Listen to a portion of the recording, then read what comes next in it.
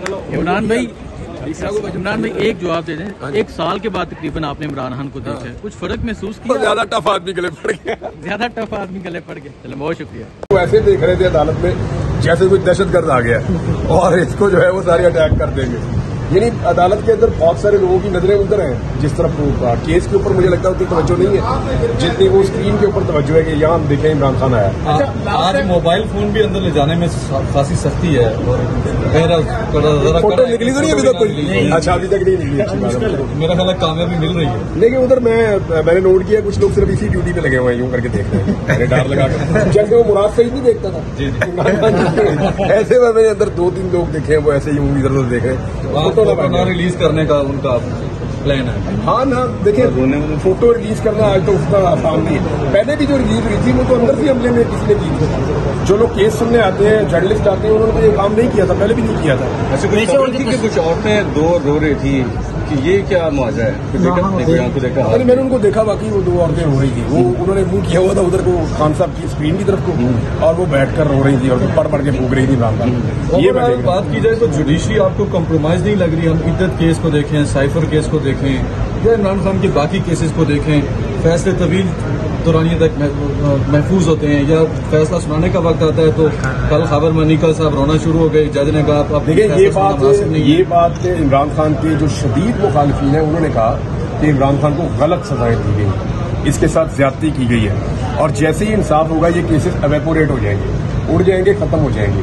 यानी जो सबसे ज्यादा इमरान खान साहब के मुखालिफिन है उन्होंने अपने मुंह से नेशनल टेलीविजन के ऊपर बैठकर ये बात की है, तो इसके लिए और तो कोई गवाही चाहिए ही नहीं कि ये मुकदमा कैसे बने और कैसे चले।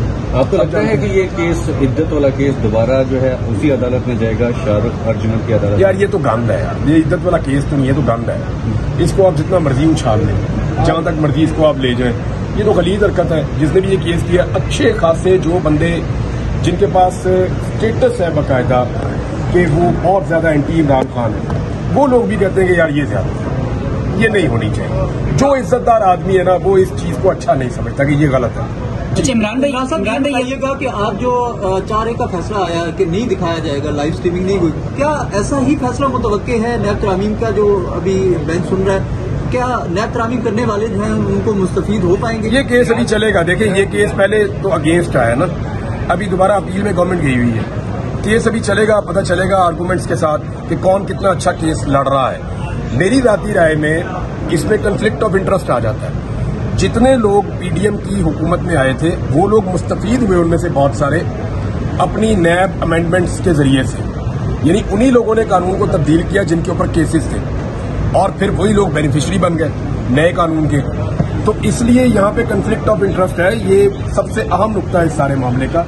अब ये जजेस के दिमाग में भी होगा, देखते हैं क्या होता है। इमरान भाई ये बताएगा कि आज जहां पर आपने इमरान खान साहब को देखा, दूसरी तरफ काजी फायद ईसा साहब को भी बड़े अरसे बाद आपने देखा, तो दोनों के चेहरे कैसे लगे? काजी फायद ईसा साहब को पहली दफा देखा और उन्हें मैंने पहली दफा देखा। उन्होंने आपको देखा? आपको तो वो आपने कहा था आप मुझे बुला लें एक दफा, लेकिन उन्होंने बुलाया भी नहीं। आज तो आप आ गए थे। तो मुझे जब बुलाएंगे मैं हाजिर हो जाऊंगा। मैं तो बार बार कहता हूँ कि बुला लें। काजी साहब कहा करते थे इमरान रियाज कौन है, तो कोई आमने सामने हुआ, कोई देखा आपको? कोई नहीं, मेरे साथ कोई बातचीत नहीं हुई काजी साहब की। मैं आया था सिर्फ ऑब्जर्वेशन के लिए, ये देखने के लिए आया था कि ये समाअत कैसे हो रही है, क्या ये लाइव जाएगी नहीं जाएगी। मेरा अपना भी एक केस लगा हुआ है, उस सिलसिले में मैं यहाँ पे मौजूद था, तो हमने कहा आज सुप्रीम कोर्ट को भी विजिट करते हैं, जाके देखते हैं कि काजी साहब की अदालत में क्या हो रहा है। कैसा लगा कैसा लगा? काजी साहब से तो नहीं मेरी मुलाकात हुई अभी। देख के कैसा लगा? देख के मैं खुश ही रहता हूँ भाई, आपने मुझे कोई परेशान देखा?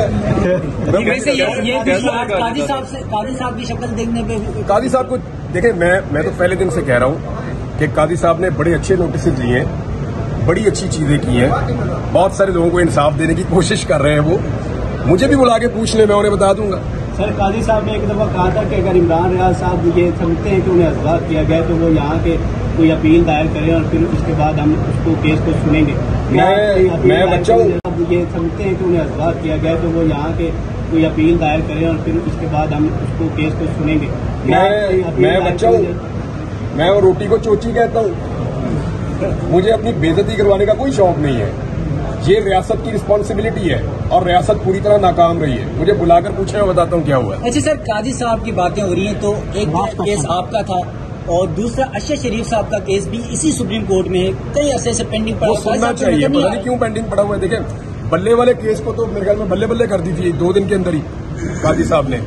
और एक अजीबोगरीब काम मैंने जिंदगी में पहली दफा देखा, हमारी सुप्रीम कोर्ट ऑफ पाकिस्तान बड़ी ऑनर है उसके लिए, एक इतना बड़ा हमारा इंस्टीट्यूशन है, और वो एक बरतानवी सफीर को जवाब जा रहा है हमारी तरफ से, ये तो बहुत ही अजीब है।